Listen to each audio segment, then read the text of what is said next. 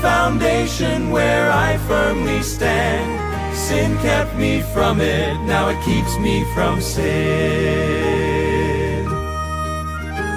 When I think what it costs just to hold in my hand, it reminds me that I owe a great debt to all of the martyrs who'd go to the stake and quote it with their dying breath. Now its critics are many and believers are few, but one thing I found to be true: if you find when you read it that there's something wrong, there's something wrong with you. This blessed old book that I hold in my hand, it's true from beginning to end. It's a solid foundation where I firmly stand. Sin kept me from it, now it keeps me from sin. This blessed old book that I hold in my hand, it's true from beginning to end.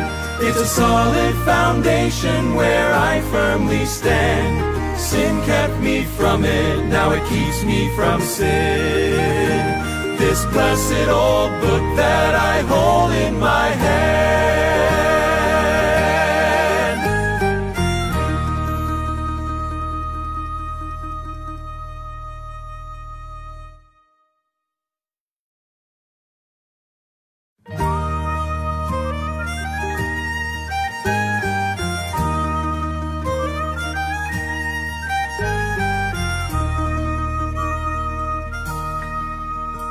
It's a well of pure water when I'm thirsty and dry, bread when I'm hungry and warm. When the battle is raging, it's my faithful sword, a shelter from life's troubled storm. It's a light to my pathway and a lamp to my feet when the world gets so dark you can't see. And I've not made a change in one word that it says, but it sure made a change in me. This blessed old book that I hold in my hand, it's true from beginning to end. It's a solid foundation where I firmly stand. Sin kept me from it, now it keeps me from sin. When I think what it costs just to hold in my hand, it reminds me that I owe a great debt to all of the martyrs who'd go to the stake and quote it with their dying breath. Now its critics are many and believers are few, but one thing I found to be true: if you find when you read it that there's something wrong, there's something wrong with you. This blessed old book that I hold in my hand, it's true from beginning to end. It's a solid foundation where I firmly stand. Sin kept me from it, now it keeps me from sin. This blessed old book that I hold in my hand, it's true from beginning to end. It's a solid foundation where I firmly stand. Sin kept me from it, now it keeps me from sin. This blessed old book that I hold in my hand.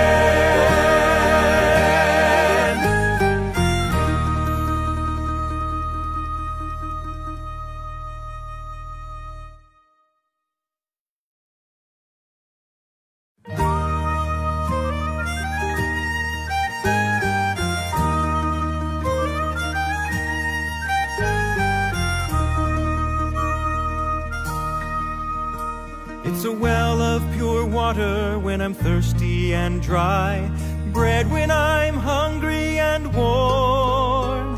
When the battle is raging, it's my faithful sword, a shelter from life's troubled storm. It's a light to my pathway and a lamp to my feet when the world gets so dark you can't see. And I've not made a change in one word that it says, but it sure made a change in me. This blessed old book that I hold in my hand, it's true from beginning to end. It's a solid foundation where I firmly stand. Sin kept me from it, now it keeps me from sin. When I think what it cost just to hold in my hand, it reminds me that I owe a great debt to all of the martyrs who'd go to the stake and quote it with their dying breath. Now its critics are many and believers are few, but one thing I found to be true: if you find when you read it that there's something wrong, there's something wrong with you. This blessed old book that I hold in my hand, it's true from beginning to end. It's a solid foundation where I firmly stand. Sin kept me from it, now it keeps me from sin. This blessed old book that I hold in my hand, it's true from beginning to end. It's a solid foundation where I firmly stand. Sin kept me from it, now it keeps me from sin. This blessed old book that I hold in my hand.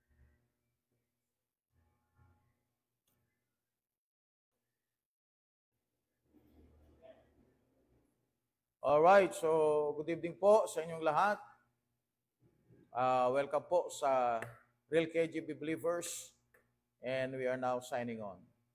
So tayo po ay magpapatuloy po sa ating pong naging discussion sa Book of Ezra. So this is the continuation. Okay, so bago po tayo magpatuloy, tayo muna po ay mag-pray. Manalangin po tayo. Okay, let us pray. Dakilang Diyos na malikha ng langit at lupa. Muli, Panginoon, maraming salamat sa oras po nito na ipinagkaloob niyo po sa bawat isa po sa amin, especially, Panginoon, sa amin pong tagapagturo. Patuloy, Panginoon, na bigyan niyo po siya ng kalakasang pisikal at ng wisdom sa oras po nito nang sa gayon, Panginoon, sa amin pong pag-aaralan sa Book of Ezra, Panginoon. Nawa ito po ay lubos pong maunawaan ng aming pong mga tagapakinig. At nawa, Panginoon, gabayan niyo po kami sa pag-aaral ng iyong mga salita. Yes, Lord. Hanggang sa matapos po kami. Maraming salamat po muli. In Jesus' name I pray. Amen. Alright, so good evening po to everyone. So we're now going to continue our study on the Book of Ezra. Okay? So as an introduction, I have given you the author, the time it was written, and the scope of the whole Ezra. I've given you also the number of chapters, as well as the number of verses and words. I have given you the 4 decrees for the Jews to return to the land, to rebuild the temple as well as the wall. I have given you the equivalent of this story in the book of Ezra, wherein the nation Israel was given a homeland by the king of England, which is King George V. So Cyrus is the king of Persia, which is in equivalent to our time, is King George V of England. Okay, that happened last 1917, what we call the Balfour Declaration. Okay, so I have given you the work of Ezra. The work of Ezra is to restore the spiritual life of the nation Israel by rebuilding the temple, because the temple is the center of worship. Okay, so that's the reason of why Cyrus, okay, with of course the inspiration of God, was led to help the Jews to rebuild the temple. Okay, so so the entire Ezra began with the story about the time after Babylon destroyed Jerusalem and led captive and took many into exile. 50 years after, it tells us that some went back to Jerusalem and rebuilt the temple, and what happens after staying in the city and their lives there. So we have the three key leaders I've given you also to rebuild the temple and the wall of Jerusalem, which is Zerubbabel. That was chapter 1 to 7. Then after 60 years later, Ezra arrived, which started on chapter 7 to 10. So another leader is Nehemiah, which we can read in the book of Nehemiah, chapter 1 to 7. Okay? So I've given you also last time the parallel design no, of these three leaders. The Persian king moved by God to send a leader to Jerusalem. So that's the start. No? So we have Zerubbabel, Ezra, and Nehemiah. And you will see that the leader faced opposition to rebuild the temple as well as the wall of Jerusalem. And you will see also that every time there was a victory or accomplishment in this leader's work, they ended to an anti-climax, okay, which means that the people who are involved in the work of God went to apostasy, went to something sin or disobedience or rebellion, okay? And their lives are not doing well.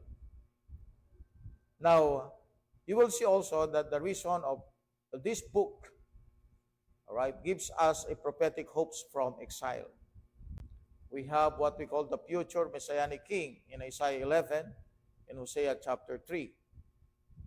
We have in these prophetic hopes God's presence in a new temple, Ezekiel chapter 40 to chapter 48, and Zechariah chapter 2. God's kingdom over the nations in Isaiah 2, Zechariah 8, and to fulfill the promise to Abraham in Genesis 12. So that is the prophetic hope. So the prophets preach about this hope that Israel should cling on, should trust on, should have the courage to move on. Now, we have seen also that Ezra's rebuilding of the temple is a partial fulfillment of the promises in Jeremiah chapter 30, verse 10, Deuteronomy chapter 30, verse 1 to 5, and 1 Kings chapter 8, verse 47 to 49. Okay? So I have given you also chapter 1 to chapter 6 last time. Okay? Which means that in chapter 1, ito po yung ating naging discussion, chapter 1, we have the king finds some leader or someone that will lead the rebuilding of the temple. All right, so that was Cyrus, king of Persia. Okay, that's in chapter number 1. The gentle command for the Jews to return to Israel. That's chapter 1. So we have in chapter 2 list of returnees to show God's faithfulness, and the central part of this is the reconstruction of the temple. All right? So list of returnees, chapter 2. So doon natin makita sa chapter 2 yung leader nila, that is Zerubbabel. That was Zerubbabel. So we have learned in chapter 3 the rebuilding of the altar and the temple. So important po na ma-rebuild yung temple, because one reason why they want to rebuild the temple is to reinstitute the Aaronic priesthood. Okay. So last time also we have studied that this offer of sacrifices to God was the main reason, no? Because that is the act of worship. And you will see also in chapter 3 that people in those days are very willing to help. And in chapter 3, we have found out that the foundation of the temple was laid. Wherein makita natin, meron tayong something na we can see in chapter 3 verse 12, wherein the people who saw the first temple in the time of Solomon, when the foundation of the temple was laid in chapter 3, there are people who are shouting and they are shouting for joy, but there are people who are weeping with a loud voice. So it's a mixed voice. It's a voice from those people who are happy, those people who are enjoying, those people who are celebrating, with the people who are in lamenting. Bakit po? Because what they have found, what they have seen, this laying of the temple's foundation, is that there is no fiery cloud of God's presence. Kaya naiyak sila, no? Nakita nila kasi doon sa panahon ni Solomon, no? And according to the book of Leviticus chapter 9, ito yung dapat aasahan kasi. So they're going to expect this. Let's see the book of Leviticus chapter 9. No? Let's start with Leviticus chapter 9. Leviticus chapter 9. All right, so we have Leviticus chapter 9. Okay, so verse number 22 to 24. Leviticus chapter 9, verse number 23 to 24, the Bible says, "And Moses and Aaron went into the tabernacle of the congregation, and came out and blessed the people, and the glory of the Lord appeared unto all the people." Verse number 24, "And there came a fire out of before the Lord, and consumed upon the altar the burnt offering and the fat, which when all the people saw, they shouted and fell on their faces." All right. So you will see that every time meron pong offering, okay, when God will accept the offering, ang pinaka sign dito is the glory of the Lord. And that glory of the Lord can be seen by either by fire or by cloud. And here in Leviticus chapter 9, it's fire out from before the Lord. Now, let's check the Bible in 1 Kings chapter 8. 1 Kings chapter 8.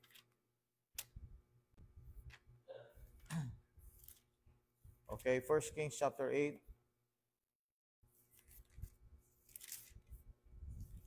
Okay, 1 Kings chapter number 8.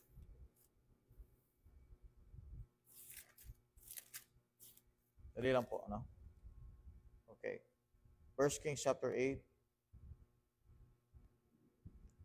You go to verse number 10 and 11. 1 Kings chapter 8, verse number 10 to 11, the Bible says, "And it came to pass, when priests were come out of the holy place, that the cloud filled the house of the Lord, so that the priests could not stand to minister because of the cloud, for the glory of the Lord hath filled the house of the Lord." There we go. All right, so we have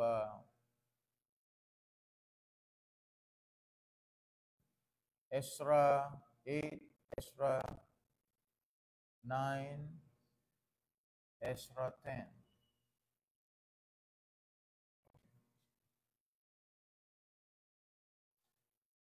All right, so we have in Ezra 1, okay, Cyrus, no, giving the command to rebuild the temple. So this is in chapter 1. So we have in Ezra chapter 2, okay, the list of the people who will return from exile chapter 2, list of returnees. We have here the leader, Zerubbabel.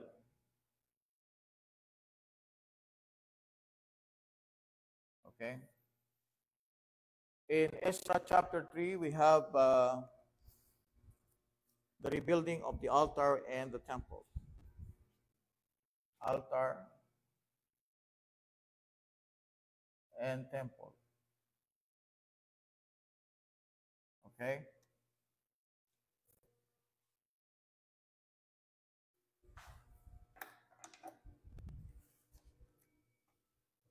All right, so we have chapter 1, chapter 2, chapter 3, chapter 4, chapter 5, chapter 6. Okay, this is the first part, no? We ended here in Ezra chapter 6. So we have chapter 4, okay, the opposition and the delay, no? We have the opposition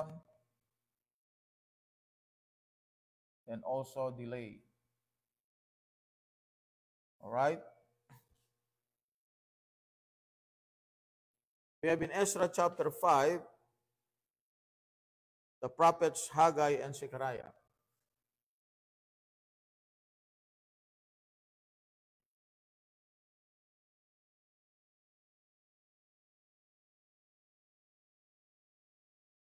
And in chapter 6, we have the temple completed.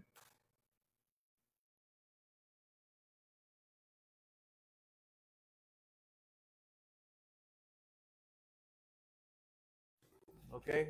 Pero ng blue, Brad. Blue. So we have here Cyrus commanding the Jews to go back to Jerusalem to rebuild the wall, the temple. So here we have the list of the returnees led by Zerubbabel, and then we have the altar and temple started. They started the construction of the altar and temple in chapter 3. Okay, so we have the foundation laid. The foundation laid. Okay, so we have this anti-climax that I've been telling you, no?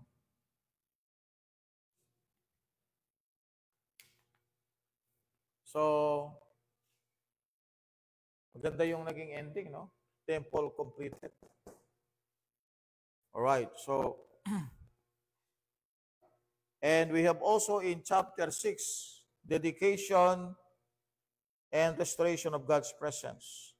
It marked the fulfillment of God's promise. Okay, so that is chapter 1, 2, 3, 4, 5, 6. All right, since the temple is completed, okay, so chapter 7 to 10, this is the start of the appearance of Ezra. Ito na nag-appear si Ezra. Chapter 7. So we have in chapter 7, Ezra's leadership, spiritual order, and his deep commitment to God's word. It marked the spiritual restoration of the people, the importance of repentance in the journey of faith. No? So we have here, so makita natin, dito na yung yung renewal ng kanilang mga commitment. Now we will read this. No? All right, so we have chapter 7, itong ating discussion ngayon. This is our discussion tonight.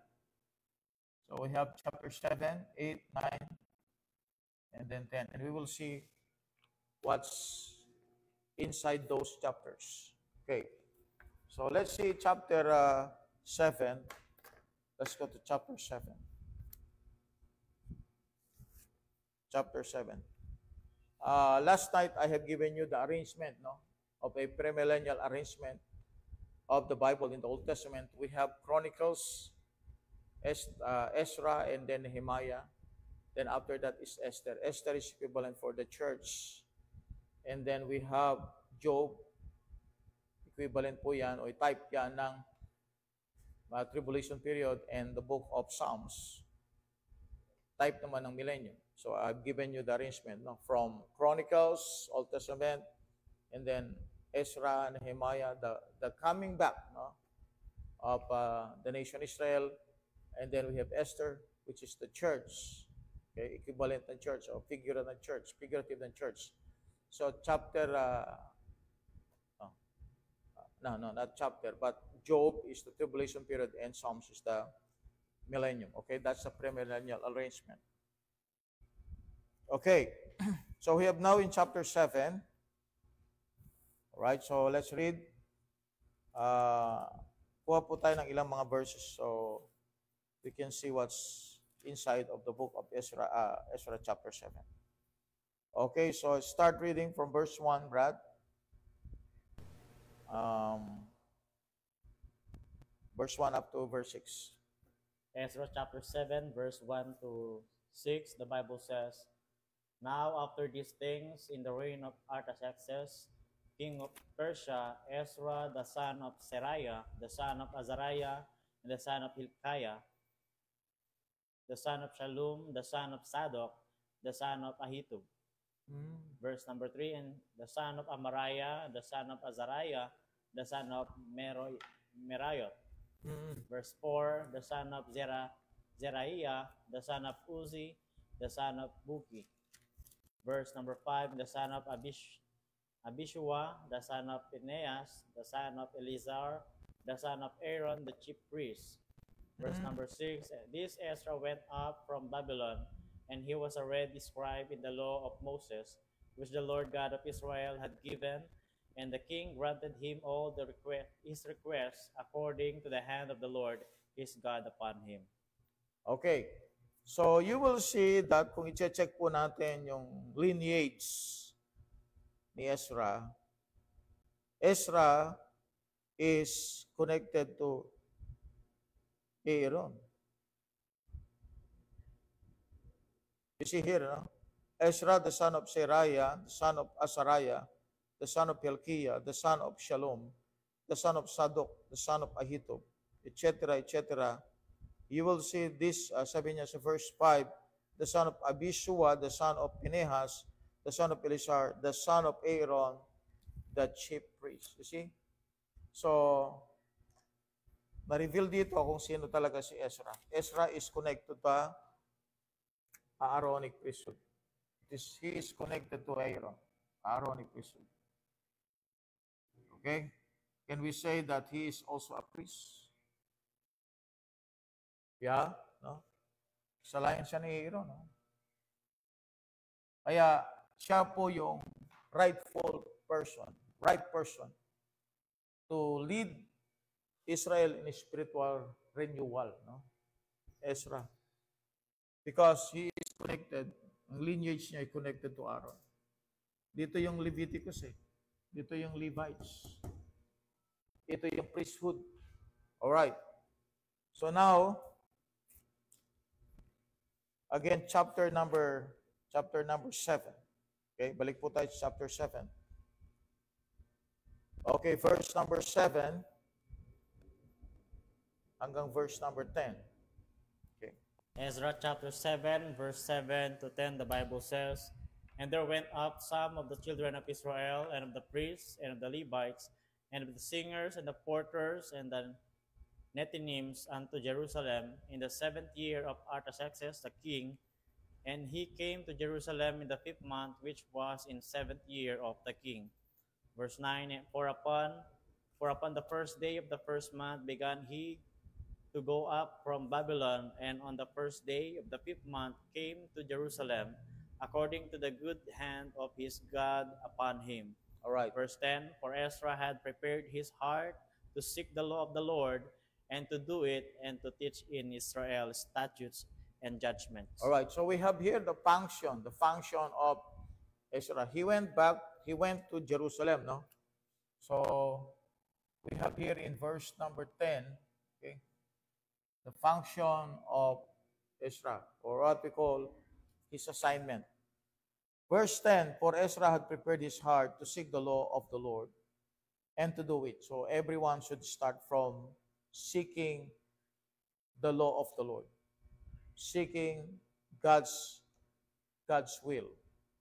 For Ezra had prepared his heart to seek the law of the Lord and to do it, and to teach in Israel statutes and judgment.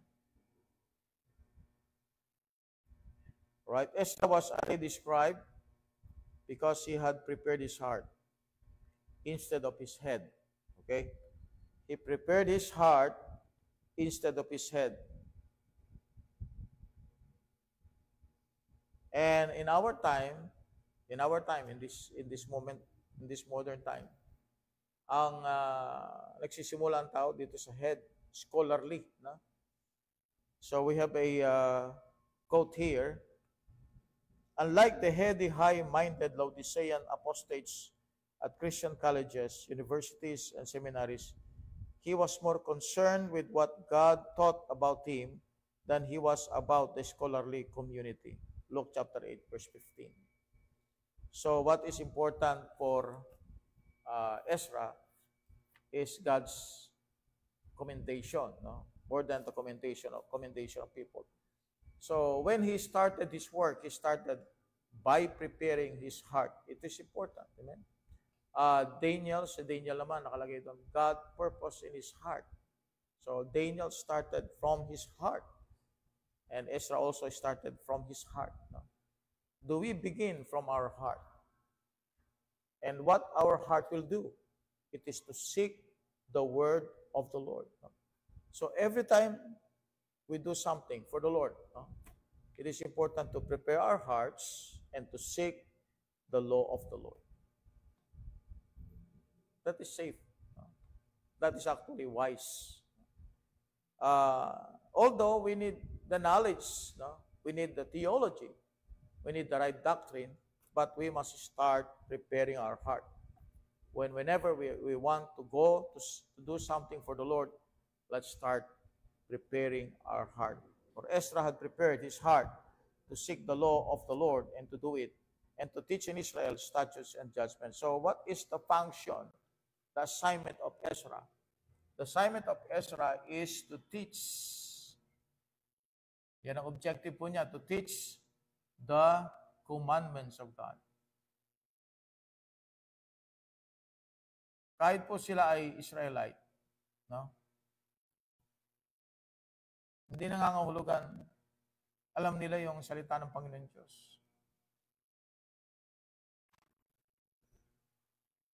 So this will give you the knowledge that something happened from here backward, no? Because of their exile. What happened is that the law of God and the commandments was not being taught. So walang teacher, no teacher of the word. Kaya tignan po ninyo, mga kapatid, ang problema sa ating panahon is similar with the problem of the time of Ezra. No teacher. No, no priest, no teacher. No? Kaya nga, to start the spiritual renewal of the whole nation, Ezra must teach first the commandment. That is the first thing to do. Teach. Kaya makita po ninyo sa Bible, yung word na teach, nag-appear sa 2 Timothy chapter 4, no? Yung word na teach, at saka teachers. There will come a time that there will be teachers, fables, fake teachers. So tayo, para mag-start ang spiritual renewal ng congregation, ng church, ng ministry, so we must be teacher of the law, teacher of God's commandments. And Ezra did that, no? After they started laying the foundation, and then they start building. But Ezra, his assignment, if Zerubbabel is his assignment, is for the construction, no? The construction. Zerubbabel's assignment is for the construction, physical construction of the temple, the physical part. So Ezra is for spiritual part. Spiritual.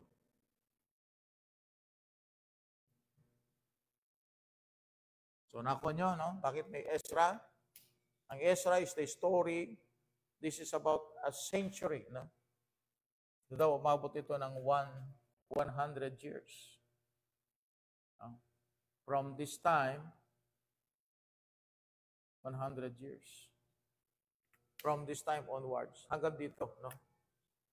Umabot siya ng 100 years. From this time.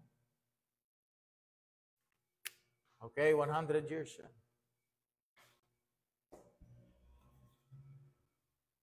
Beginning ng ano yan? Beginning ng ito. Sa time ni Cyrus, nang siya nagbigay ng commandment, up to the last part of chapter number 10. Okay. So let's start with chapter number 7 again. No? I'm sorry. Let's continue. Now, here, it's no more Cyrus.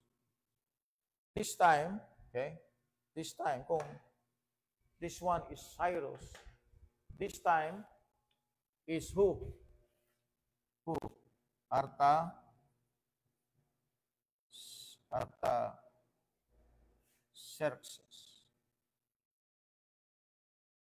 Okay?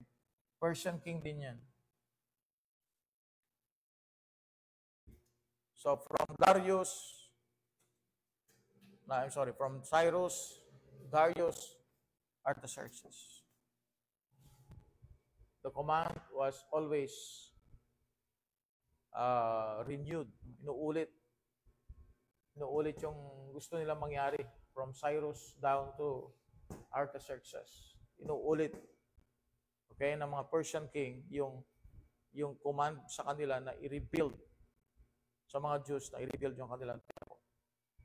And the reason of that, okay, is because una, God prepared the heart. No? These Gentiles was used by God for the provision of the Word of God. Sometimes ito yung spiritual application ito. Sometimes God is going to use the unbelievers to help us to provide our provision to do God's ministry. Sometimes, no? Hindi lahat ay nagmumula doon sa mga believers, doon sa people of God. Sometimes God will use the unbelievers or those people who are outside of God's people to provide the needs of the ministry. That's how important ang ministry sa harap ng Panginoon. That's how important the work of God sa harap ng Panginoon Diyos. He's going to use others to supply the needs. Amen. And I think it's happening. Amen? Even our time. It's happening our time. Yung trabaho nyo ba? Sino nagbigay niya? Hindi naman lahat ng Christian ay nagtatrabaho under ng mga saved na managers. And most of the time, nandun tayo sa workplace ng mga unsaved and unbelievers. Right? But God is doing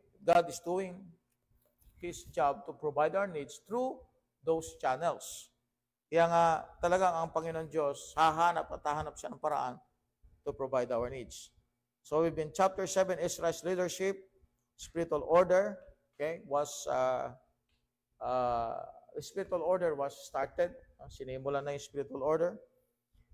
We will see Ezra's deep conviction to God's word.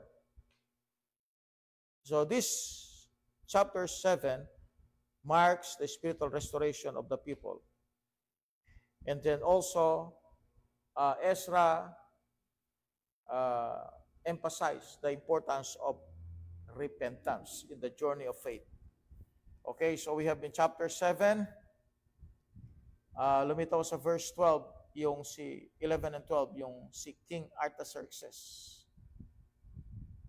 Now, this is the copy of the letter that the King Artaxerxes gave unto Ezra, the priest, the scribe, even a scribe of the words of the commandment of the Lord and of his statutes to Israel. Artaxerxes, King of kings, unto Ezra, the priest, a scribe of the law of God in heaven, perfect peace, and at such a time. And you might be thinking, bakit tinawag si Artaxerxes na King of Kings? Because in those times, ang empire ng Persia owns the kingdoms of the world during the time. And the kingdoms of the world are those people who are living, those kingdoms who are in the Middle East. So, nandun yung Persia, sinakop niya yung Middle East, at lahat ng mga kingdoms noon, under niya. Kaya nga, siya ay king, si Artaxerxes, siya pinaka-head na king of kings. Sino yung mga kings na noon?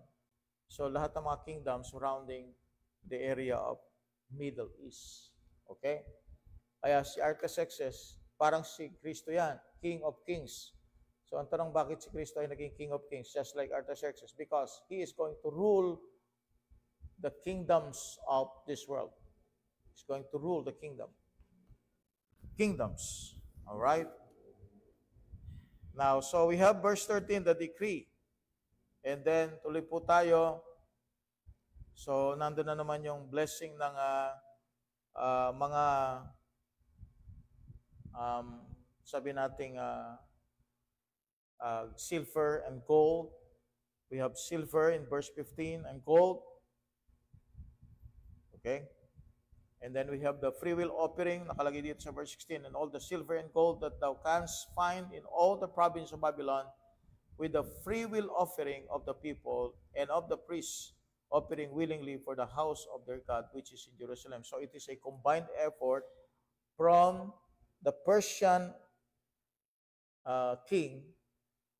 So, ginamit niya, inipon niya lahat ng mga gold and silver. And then, all the people also who are in the priesthood,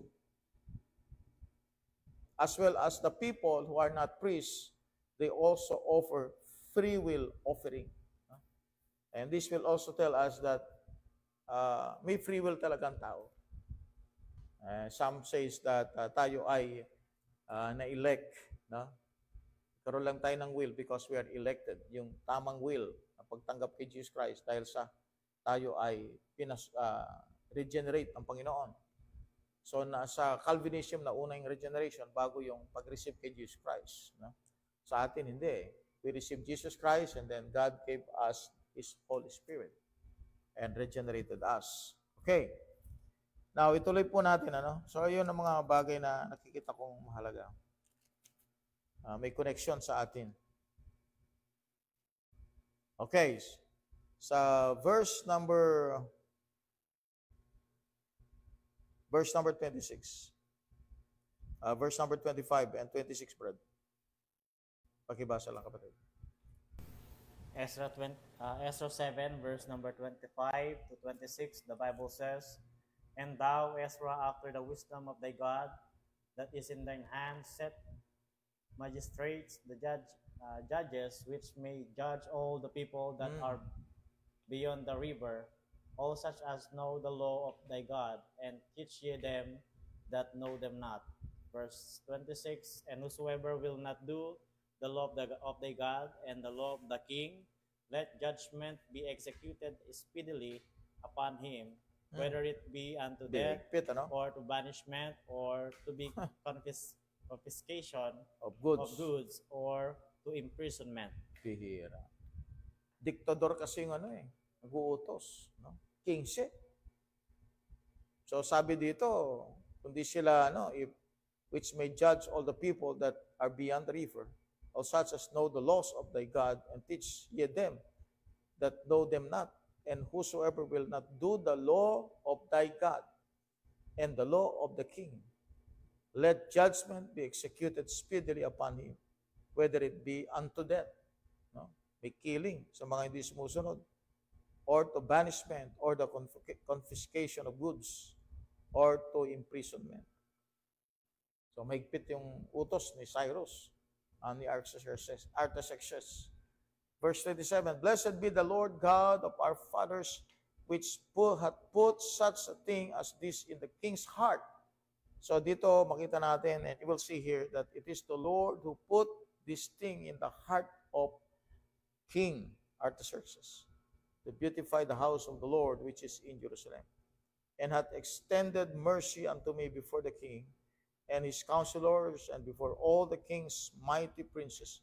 I was strengthened as the hand of the Lord my God was upon me, and I gathered together out of Israel chief men to go up with me. To go up with me. That's going to Jerusalem.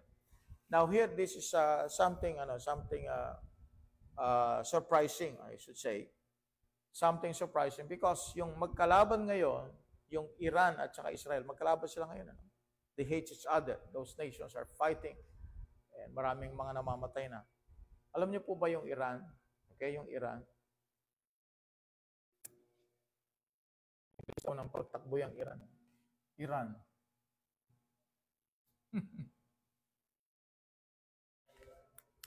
Iran is formerly what? Iran is what? Formerly Persia. Yung Persia. Kaya, opposite siya ngayon, no? Yung Israel at saka Persia, yung Persia tumutulong sa Iran noon, ay tumutulong sa Israel. Ngayon, magkaaway, no? Okay? Alright, so we have chapter number 8. So we have now the trip to Jerusalem. So, you know, alam niyo po ba yung game na trip to Jerusalem? Alam niyo yung game na yun? So, ito yung talagang trip to Jerusalem. At ang nag-trip sa Jerusalem is Ezra. Or was Ezra. Okay? It was Ezra who made the trip to Jerusalem. Alright, so let's read few of them, few verses. Verse 1 hanggang verse number 3. Ezra 8, verse 1 to 3, the Bible says, "These are now the chief of their fathers, and this is the genealogy of them that went up with me from Babylon in the reign of Artaxerxes the king. Of the sons of Phinehas, Gershom; of the son of Ithamar, Daniel; of the son of David, Hattush." Verse 3, "Of the son of Shechaniah; of the son of Parosh, Zechariah; and with him were reckoned by genealogy of the males 150.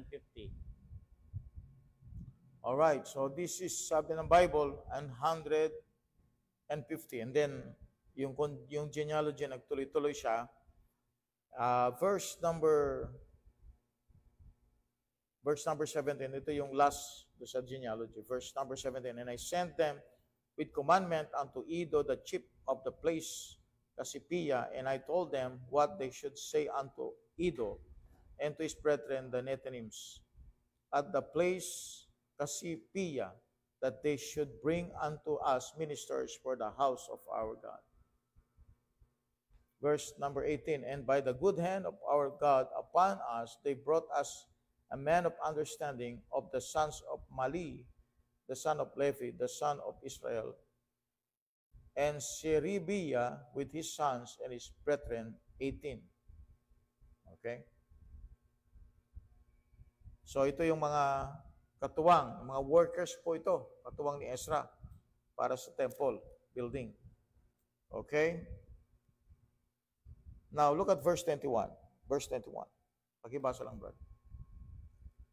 Ezra 8, verse number 21, "Then I proclaimed a fast there at the river of Ahava, that we might afflict ourselves before our God, to seek of him a right way for us, and for our little ones, and for all our substance." Amen.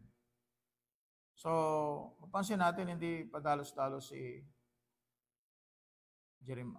Ezra. No? He is very careful. He started with the word of God. He started with prayer, with fasting. So, nung nandun na siya sa Jerusalem, he started this thing, Word of God. So, siya nag-start, Word of God, prayer and fasting. So, hindi siya nag-start. Yung deputation, hindi na niya ginawa because Artaxerxes helped him for the supply. And the people who are willing to help him also. And the priests. So it's a collaboration. No? It is a cooperation. It is an effort of many people for the work of God. Also in the church, amen? The church must unite. Each and everyone should contribute either their talent, their treasure, and their time. Just like here. So alam natin what will happen after that. Because there is unity, there is willingness, there is heart for the work of God. So what will happen? We assume immediately that this work will progress. This work will prosper. Okay. So let's see, no? Chapter number 8. Chapter number 8. Let's move to verse number 35 hanggang verse 36, brother. Ezra chapter number 8, verse 35 to 36. The Bible says, "Also the children of those that had been carried away, which were come out of the captivity, offered burnt offerings unto the Lord, unto the God of Israel, 12 bullocks for all Israel, 90 and 6 rams, 70 and 7 lambs, 12 eagles for a sin offering. All this was a burnt offering unto the Lord." Verse 36, "And they delivered the king's commission unto the king's lieutenants and to the governors on this side the river, and they furthered the people and the house of God." All right, so what you have seen, okay, so by reading, makita natin nandito yung offering involved. All right? Involved yung offering dyan.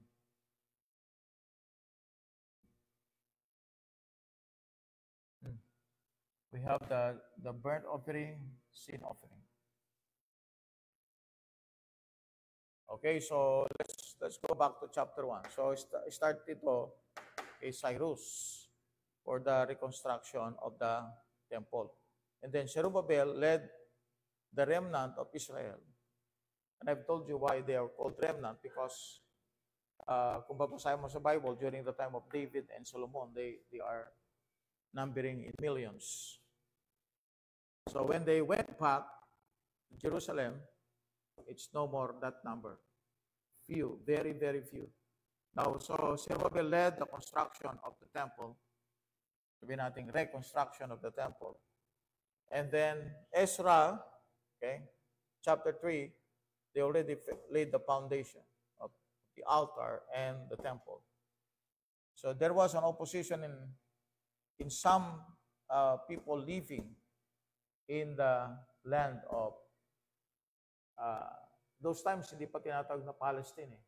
It's all, ang name talaga ng land na ito, okay, ay Canaan, land of Canaan. Yun ang talagang name niya. Okay, so ngayon there was an opposition. Saan nagmula itong opposition ito? Those people who were left, di ba na-exile ang Israel sa Babylon? May mga naiwan. So the increase in number there. At nung datnan sila, ni Zerubbabel, nandun sila, they want to help, okay, the building of the temple, pero hindi inallow ni Zerubbabel. So that's the start of the opposition, and it resulted to delay of the foundation, delay of the construction. All right, so let's continue.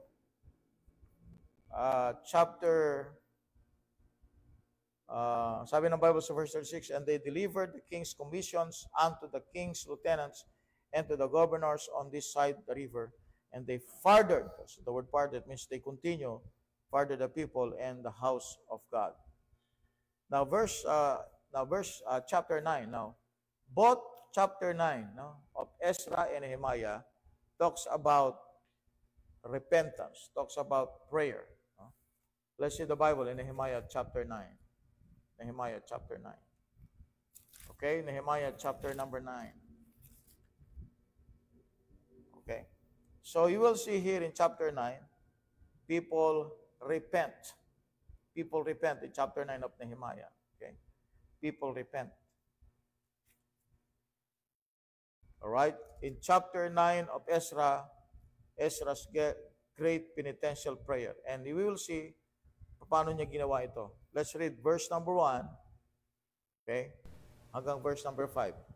Ezra chapter 9, Hanggang verse verse 6 1 to 5. Hanggang verse 6. Yeah. Verse 6, Now when these things were done, the princes came to me, saying, The people of Israel and the priests and the Levites have not separated themselves from the people of the land, doing according to their abominations, even of the Canaanites, the Hittites, the Perizzites, the Jebusites, the Ammonites, the Moabites, and Egyptians, and the Amorites. For they have taken of their daughters of themselves, and for their sons, so that the holy seed have mingled themselves with the people of those land. Yea, the hand of the princess and ruler hath been chief in this trespass. And when I heard this thing, I rent my garment and my mantle, and plucked off the hair of my head and of the beard, and sat down at Astoreth. Verse 4, When were assembled unto me every one that trembled at the word of the Lord, of the God of Israel, because of the transgressions of those that have been carried away, and I sat astonished until the evening sacrifice. Okay. Verse 5, And at the evening sacrifice I arose up from the heaviness, and having rent my garment and my mantle, I fell upon my knees and spread out my hand unto the Lord my God. Verse number 6, and said, O my God, I am ashamed and blush to lift up my face to thee, my God, for our iniquities are increased over our head, and our trespass is grown up unto the heaven. All right, so this is the recognition, no, of Israel's sin. Nire-recognize ni Ezra yung sin ng Israel, ng nation Israel. And then what we did is that he prayed. No? He prayed that, telling the Lord that he is ashamed of their sins. Verse 7, Since the day of our fathers have we been in a great trespass unto this day, and for our iniquities have we, our kings and our priests, been delivered into the hand of the kings of the lands, to the sword, to captivity, and to spoil, and to confusion of face, as it is this day. So Ezra knows the reason why they are exiled, knows the reason why they are under that kind of punishment. Bakit may persecution, bakit may problems ang Israel? Because he knows that ang simula ng lahat ng yon ay ang Israel mismo. And now for a little space, grace hath been shewed from the Lord our God, little space, to leave us a remnant to escape, and to give us a nail in his holy place, that our God may lighten our eyes, and give us a little reviving in our bondage. So, ang point ni Ezra dito, na under sila kasi ng captivity ng Gentile. Alam natin, reading the book of Daniel, so ang future talaga ng Israel is an established kingdom na nandun yung king, which is the Lord Jesus Christ. Now, during this time, alam ni Ezra yung kanilang kondisyon. It is in space, a little space. Alright, a little space.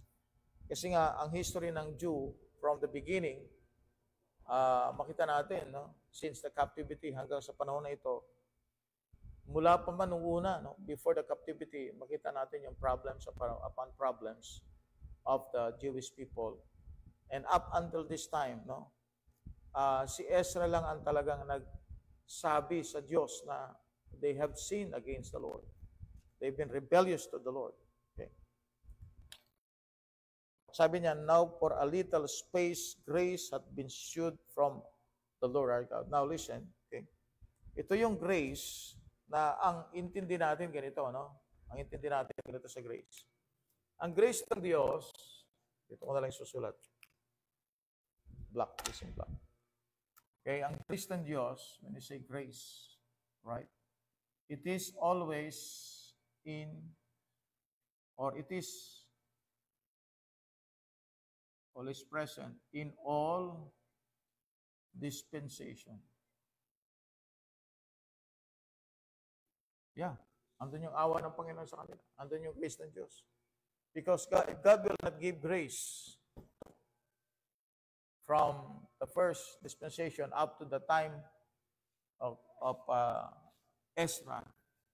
Walang matitira sa tao. Alam naman natin, di ba? Genesis chapter 6. Walang matitira sa tao. Pero sa verse number 8, sabi ng Bible, and God found grace in Noah. No? Tignan natin, Genesis chapter 6. Genesis chapter 6. Or Noah found grace in the sight of the Lord. Yun ang pagkakasabi. But Noah found grace in the eyes of the Lord. So may grace, no? Yung grace na yon, parang ano siya, para siyang break. Para siyang break.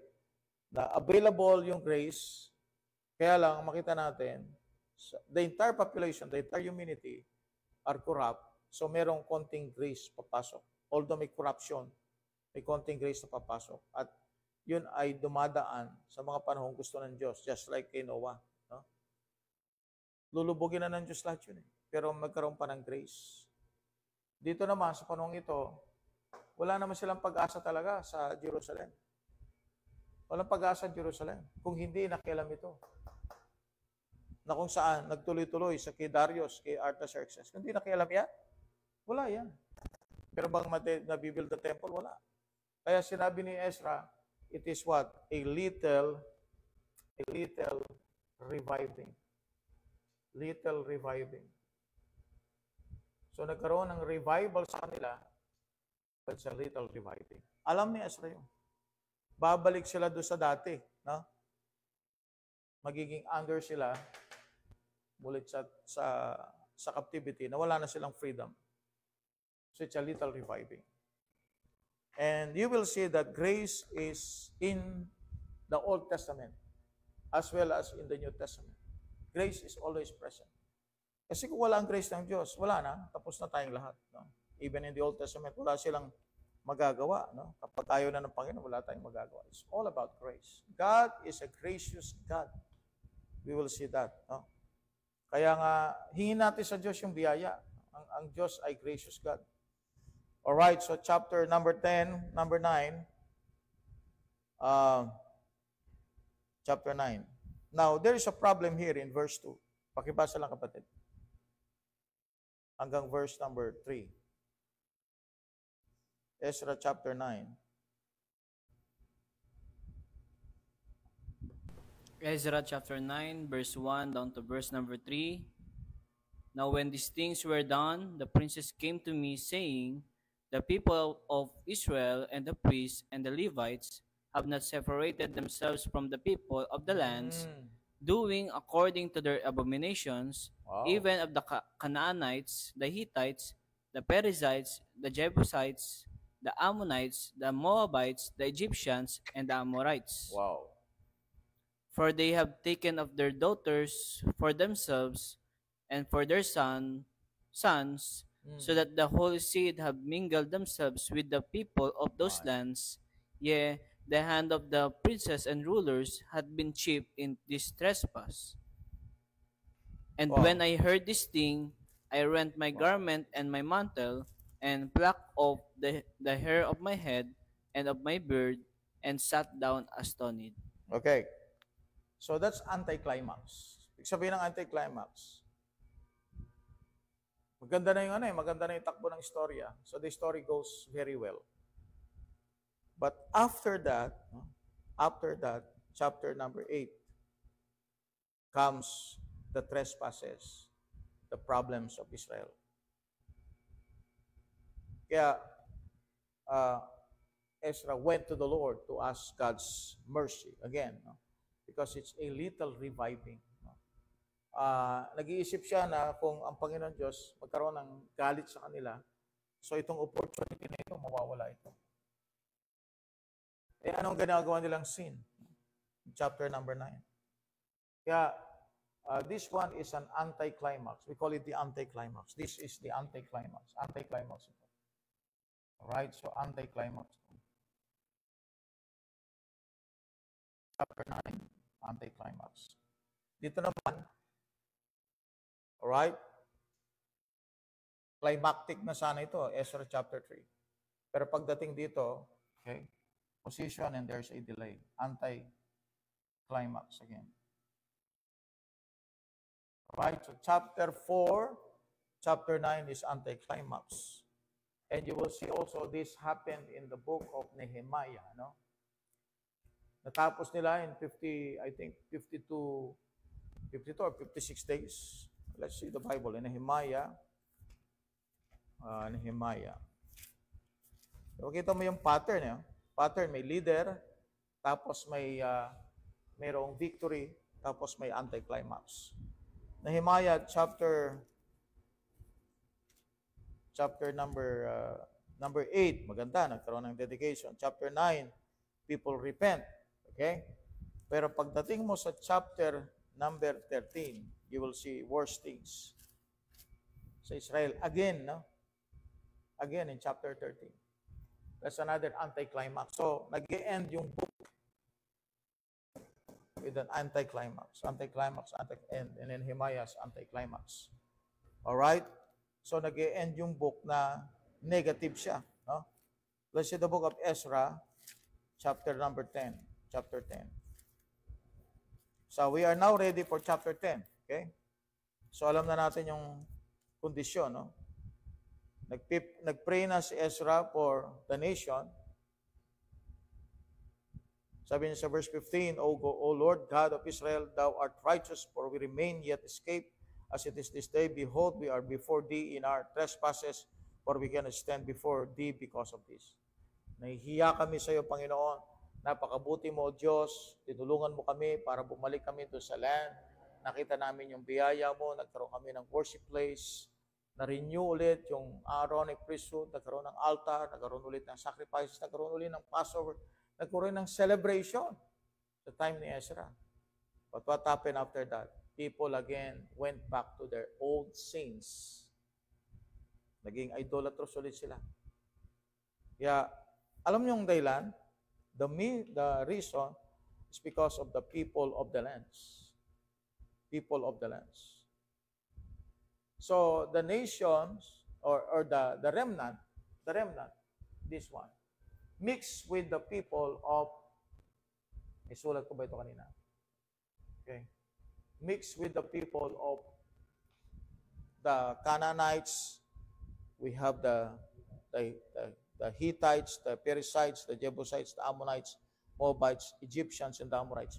Ito yung actually yung mga tinatawag nating Palestinians, no? Sa panahon natin ngayon. We call it the Palestinians. Okay? The Palestinians. Ang word na Palestinians, okay, taken from Palestine, no? From the word Palestine. Because the land was called Palestine, taken from the tribe, the race of the Philistines, yung enemy ng Israel, Philistines. And then, during the Byzantine period, ang Rome, tinawag niyang Palestine, no? At yung mga are called Palestinians. So, sino yung mga Palestinians ngayon? Okay, sino yung mga Palestinians ngayon? Ito yung problema ni Ezra nung panahon siya ay nagro-rule doon sa spiritual restoration ng Israel. Itong mga Palestinians, sino ito pang ito? Ito yung mga Hivites, ito yung mga Hittites, ito yung mga Perizzites, Jebusites, Ammonites, the Moabites, Egyptians, and the Amorites. Sila yun. So, nandun na sila. And when they mix with the Jews, they intermarried the Jews. Alright? Nagkaroon sila ng mga anak, right? Nagkaroon sila ng mga anak. Intermarried the Jews. Okay. Chapter 10. The people's response in chapter 10. The confession and commitment. So, nagkaroon sila ng commitment, chapter 10. Tignan natin, Brad. Okay. Now, when Ezra had prayed and when he had confessed, weeping and casting himself down before the house of God. So, nandun talaga yung consecration at commitment talaga ni Ezra. there assembled unto him out of Israel a very great congregation of men and women and children, for the people wept very sore. And Shechaniah the son of Jehiel, one of the sons of Elam, answered and said unto Ezra, we have trespassed against our God, and have taken strange wives of the people of the land. Yet now there is hope in Israel concerning this thing. Now therefore let us make a covenant with our God to put away all the wives and such as are born of them, according to the counsel of my Lord, and those that tremble at the commandment of our God, and let it be done according to the law. Arise, for this matter belongeth unto thee. We also will be with thee, to be of good courage and do it. Now, so what the leaders said after their confession. So yung mga leaders, sinabi nila kay Ezra, nagkaroon ngayon ng decree si Ezra, na yung mga nag-asawa, nagkaroon ng intermarriages, okay, ay i-divorce kanilang mga asawa. At yung mga children na bunga ng intermarriage nito will be sent away. Okay? This is not God's commandment. Hindi inutos ng Diyos yan kay Ezra. Inutos ng mga leaders yan kay Ezra. So, i-divorce, kasi nga, may confession na sila, i-divorce yung mga asawa, at pagkatapos yung mga bata, sent away. Dala kung saan-saan. Sent away. Okay. Then arose Ezra and made the chief priests, the Levites, and all Israel to swear that they should do according to this word, and they swear. Right? Now, so what happened?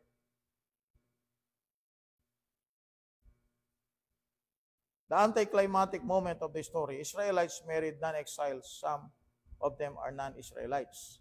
So he rallied the people and made a divorce decree and sent the children away because he believes that the people are like the Canaanites. So they will corrupt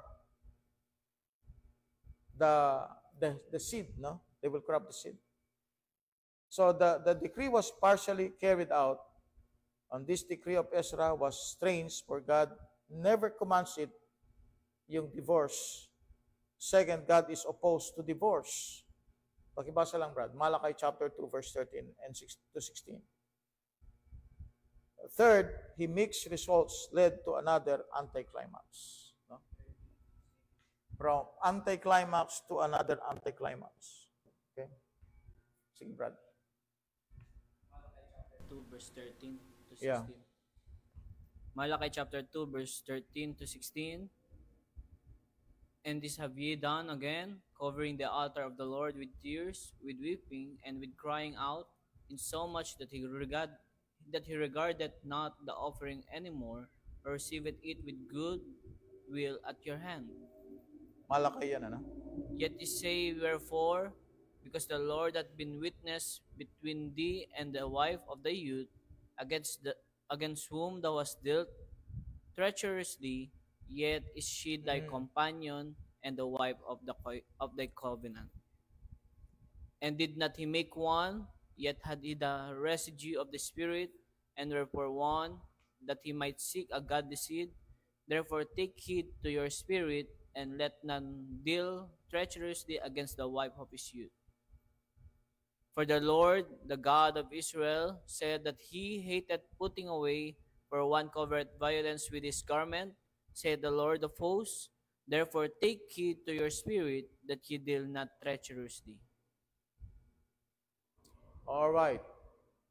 So, God is opposed to divorce. And third, he mixed results. Yung divorce na sinasabi ko dito, yung sa Israel. No?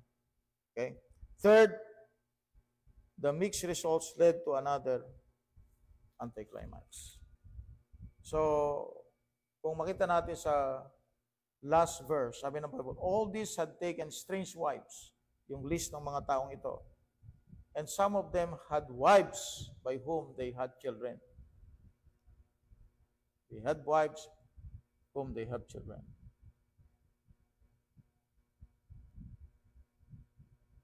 Now, you will see that in starting verse 20 to 43 are the list of names of Old Testament characters. Verse 21, we have Elijah, Shemaiah, verse 21, Jehiel, verse 21, Uzziah, verse 21, Pashur, verse 22, Ismael, verse 22, Josabad, Shimei, Elisir, verse 23, Bisalil, verse 30, Benjamin, verse 32, Jeremiah, verse 33, Joseph, verse 42, Joel, verse 43. In that list, 7 major Old Testament characters are named that are not the actual Old Testament characters. Other Old Testament names that appear are Jeremiah, Obadiah, Daniel, sa Nehemiah na ito, Ahijah, Ahitub, Sadok, Jonathan, Joseph, Eber, Judah, Benjamin, Nehemiah chapter 12, Micaiah, Nehemiah chapter 12. Now, what does it mean? No? Bakit may bakit umuulit? No? Umuulit itong mga pangalan na ito from the Old Testament. Now, ang possible na picture nito ay ito, no? Okay? So we have the Old Testament, right? Old Testament.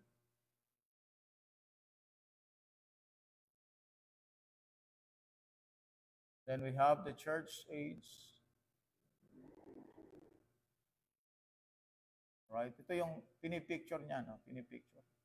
Second coming, this is tribulation, this is millennium. Alright? So ito yung pinipicture niya. May mga saints dito sa Old Testament. Okay? Magkakaroon ng resurrection. At yung resurrection na yon, okay, magiging dahilan para yung mga Old Testament saints na nabuhay dito will appear again in this time. So yung mga saints ng Old Testament will appear in this time. Kung makita mo ninyo, may mga Old Testament saints na binanggit dito, actually hindi naman sila yun eh. Kapangalan lang nila. Pero bakit nag-appear ulit ang pangalan nila? Because that's the picture of the Old Testament saints that will return. That will return. Okay? Second coming, ang ibig sabihin. Dumating na sila dito, pero may second coming sila dito. Kasama ni Jesus Christ. So there are people, Old Testament saints, who will be with the Lord. The Old Testament saints. Okay? Kaya, may mga pangalan dito, nakatulad ng pangalan, di ba ito yung return, no? Di ba ang Ezra, ang picture nito ay return ng Israel? So di ba ang picture nito ng second coming is the return of Israel? So Israel will come back, all right? Kaya may mga list sa chapter 10 na ang names nila ay mga names ng Old Testament saints. And this is the picture. Babalik yung mga Old Testament saints para mag-appear ulit. Magkakaroon ng second coming. No? Okay? So, yan po yung Ezra, the book of Ezra. And what we can learn, alright, how this points to Jesus Christ. Now, what is the point of the book? How, okay? So there was confession and commitment, people's desire to obey God, and importance of godly sorrow. So pinakita po dito sa Ezra chapter 10, the importance of godly sorrow. Okay? The importance of godly sorrow.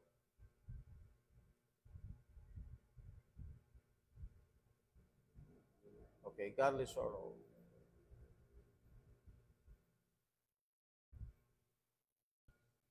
Now, how this points to Jesus Christ. So Ezra, in figure of the New Testament, Ezra and Jesus are figures who restore the people to God. Jesus Christ restored the people to God, God the Father, Ezra restored the people to God. Okay? Ezra restores the physical temple, came to restore the spiritual temple, which is the heart of humanity. So, Ezra restores the physical temple. Physical temple. While Jesus Christ restored the spiritual temple, which is the heart of humanity. So, yun ang similarity ni Ezra at ni Jesus Christ. What we can learn from this book? We can learn from this book leadership. And we have leaders, just like Zerubbabel, they stayed very strong in the face of storms. We have also Ezra as a good leader. We can learn also from this book the commitment and faithfulness to God's word. So it is important that every leader should be faithful not to men. See that? So naging problem ni Ezra? He was faithful to the leaders. We must be faithful to the word of God. And no doubt, Ezra is faithful to the word of God. Ito lang siguro yung mistake niya. No? Kaya karoon ng anti-climax afterwards. But Ezra was committed to do God's work. And he is also committed to God's word. Restoration begins from the heart toward God. Okay? So restoration begins from the heart toward God. So magsisimula sa puso, pupunta sa Diyos. Okay? You cannot make a reformation. There must be a regeneration of the heart. So hindi pwedeng transformation lang. No? Transform ka lang, nagbabagong anyo, pero walang nangyari sa loob. So there must be a heart change. A heart change. Restoration begins from the heart toward God. So, in conclusion, build the temple.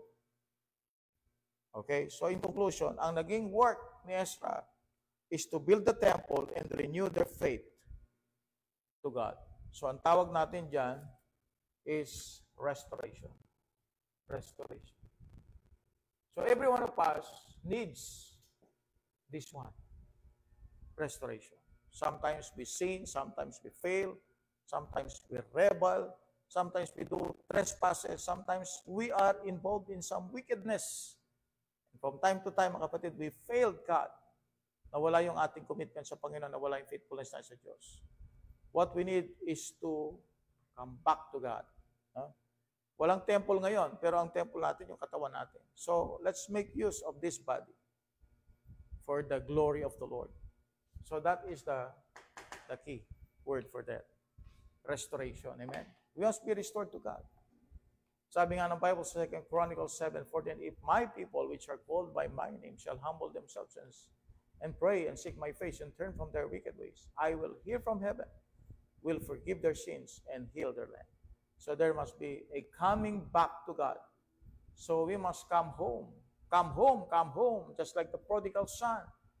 He went home. Let us come back. Let's come back to our God, come back to our Father.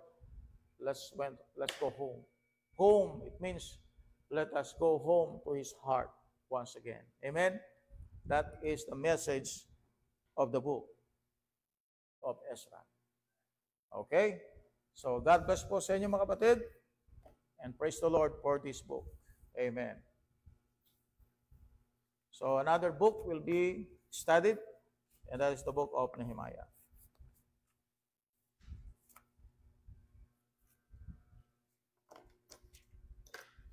Okay, tayo po ay dumako na sa panalangin.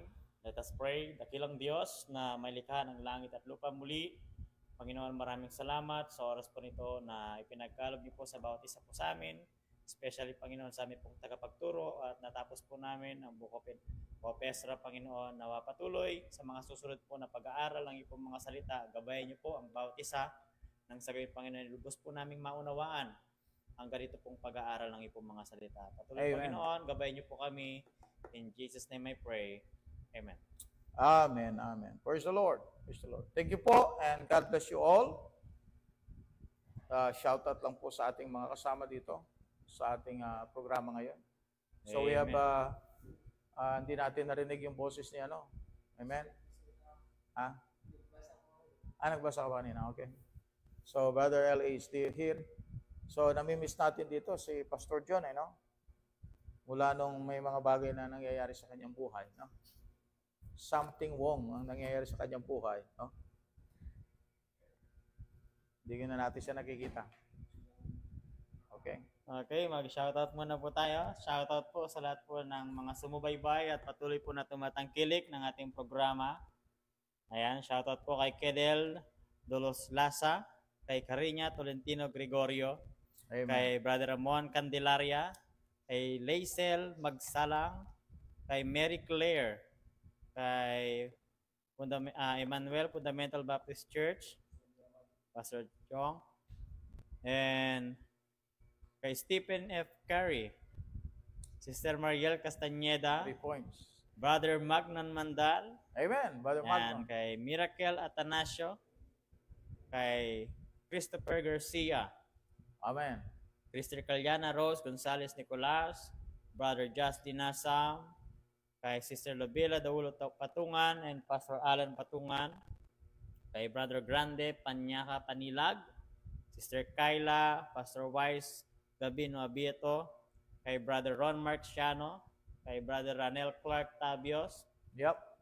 kay Brother Christian Solano, Sister Amen. Gemma Ermitaño, Sister Ana Cayabia Bocampo, pwede po kay Seth Danieles, kay Greg Yamgat, kay Brother Yo Mario Garcia, Sister Marisa Balete, kay Brother Che Dever, at kay Sofia de los Reyes. Shout out sa lahat po ng mga sumubaybay at patuloy po na tumatangkilik ng ating programa. Amen. Praise the Lord. Praise the Lord. So we are being informed, and talagang what I found out is true revival comes from going to the Bible. Back again. Yeah. Revival is equivalent to revival. No? Yung pag-aaral ng Biblia, talagang malaking bagay sa atin. Spiritually speaking. Okay, so yun lang po mga kapatid, and thank you for watching.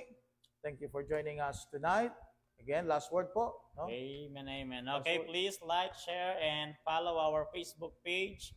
Ganoon din po sa ating YouTube channel. Paki-subscribe na po kung hindi pa kayo nakapag-subscribe nang sa gayon kayo po yung maging updated sa lahat po ng ating latest videos. Okay, once again, good morning, good afternoon, and good evening. Will KGB Believers now signing off.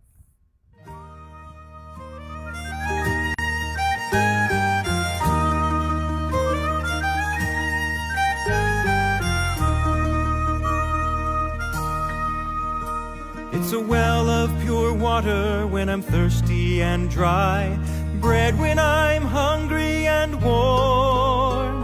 When the battle is raging, it's my faithful sword, a shelter from life's troubled storm.